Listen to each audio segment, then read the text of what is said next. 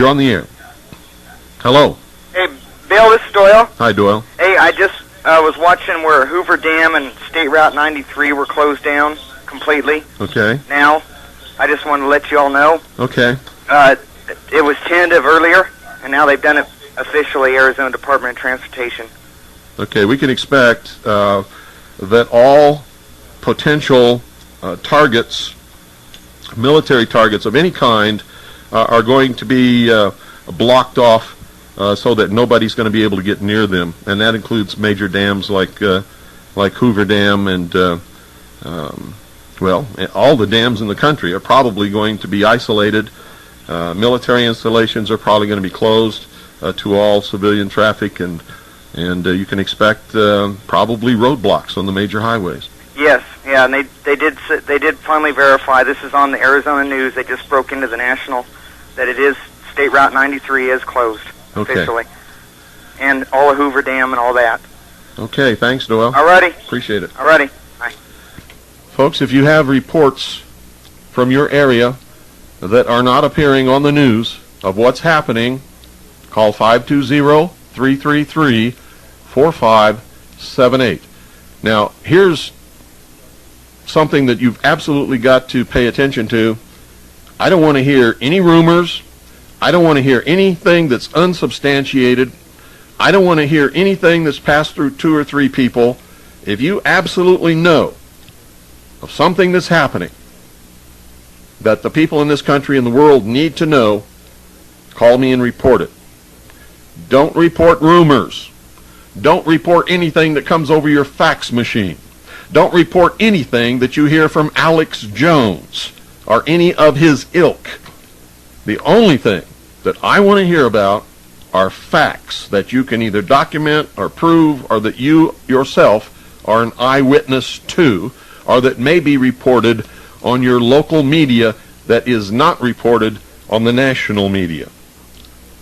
Ladies and gentlemen, this is a major attack not only upon the United States of America, but upon freedom. The outcome of this will redefine the word, and I suspect that freedom will no longer mean what it used to mean after this day. It will probably be redefined as freedom is whatever the law allows you to do. Rights are going to disappear, ladies and gentlemen. You see, I'm going to tell you this. When I was in the United States Air Force, this could not have happened. We had fighter planes on alert all over this country that would intercept and shoot down, if necessary, any aircraft that was flying in an airspace where it was not supposed to be, or that was flying into this country unidentified.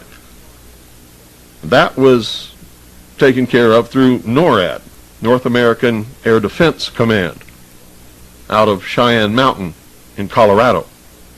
Apparently, we no longer have that fighter air protection in this country. And one of the reasons why might have been so that something like this could happen. This is another step toward world totalitarian socialist government.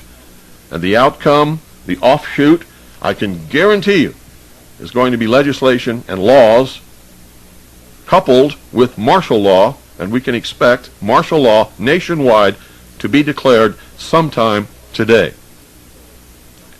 If it doesn't happen, it will sure shock the hell out of me. And it may already be in effect for certain areas of the country without public announcement. For instance, troops, United States Army units, have been deployed in Washington, D.C. To repeat for emphasis, John Roberts, that the President will be on videotape from Barksdale Air Force Base. Search side with their... Well, ladies and gentlemen, I can tell you for certain, due to my experience on the command staff of the Commander-in-Chief of the United States Pacific Fleet during my service in the United States Navy, I can tell you now with the announcement that the border between the United States and Mexico and the United States and Canada have been closed. All aircraft across the nation have been grounded. All airports have been closed. A regiment of troops of the United States Army has been deployed in Washington, D.C. All government buildings have been closed. All government officials are now officially either ensconced in their underground protected hard site headquarters and command centers, or are on the way to those sites.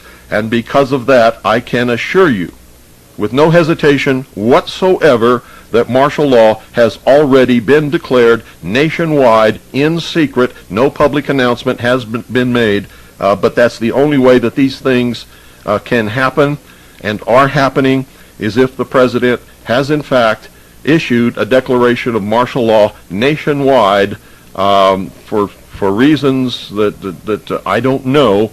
This has not been announced to the public, but anybody who would be surprised at hearing that there is a state of national martial law in place right now nationwide, anybody that would be surprised at that, I'd have to say, isn't playing with a full deck of cards. Ladies and gentlemen, I don't know what's going to happen, but I can tell you this absolutely for sure. There will be serious repercussions, not just here but worldwide. You can expect military action to be taken against the suspected or known source of the people who carried this out imminently, wherever that source may be. I can tell you that if it's suspected that anybody in this country had anything to do with it, there may be strikes launched against known Patriot leaders and American militia units, even though I can assure you, because I am in contact with these people all over this country, that no American Patriot or militia unit would ever, in their wildest dreams, attack the Pentagon, Camp David, or the World Trade Center towers.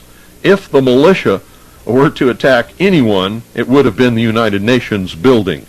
None of these other targets would even occur to any American patriot or any militia as a target in any attempt to restore constitutional Republican government in this country.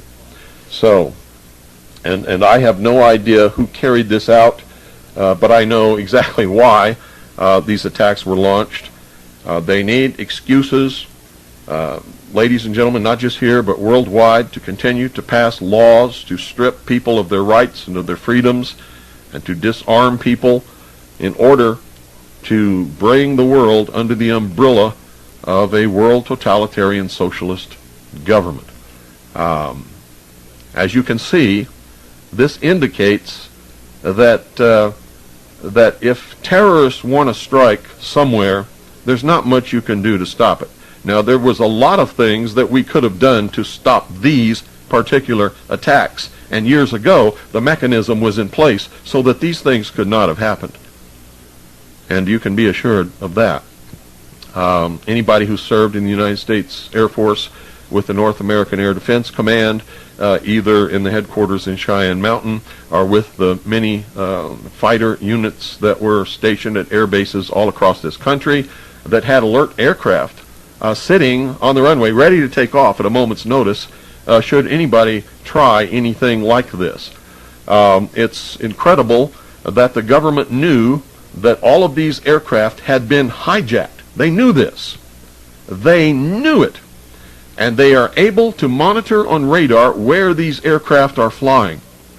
Just the sheer number of aircraft that were all hijacked at the same time should have indicated to the government that something terrible was going to happen, and they should have had fighters in the air to intercept and shoot these planes down. Why they didn't is a question that's going to have to be asked, and somebody is going to have to answer those questions. Anyone who had been on the inside, who knew that so many planes had been hijacked all at the same time and didn't try to do anything about it, or didn't understand that these planes might have been hijacked in order to fly into American targets as terrorist acts, should never have been in any position in our government of any kind of official capacity whatsoever, because that should have been an obvious indication that these things were imminent. And by imminent, I mean as soon as all those planes were hijacked at once, they should have known.